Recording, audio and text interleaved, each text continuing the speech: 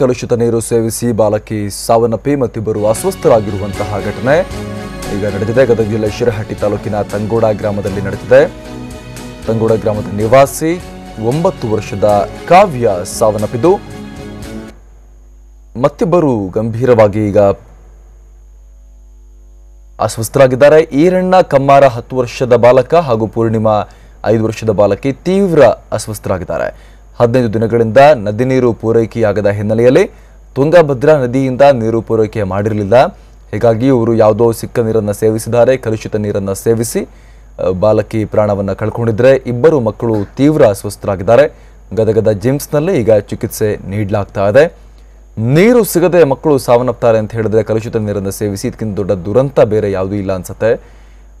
9 ವರ್ಷದ ಬಾಲಕಿ ಕಾವ್ಯ ಕಲುಷಿತ ನೀರನ್ನು ಸೇವಿಸಿ ಪ್ರಾಣವನ್ನು ಕಳ್ಕೊಂಡಿದ್ರೆ.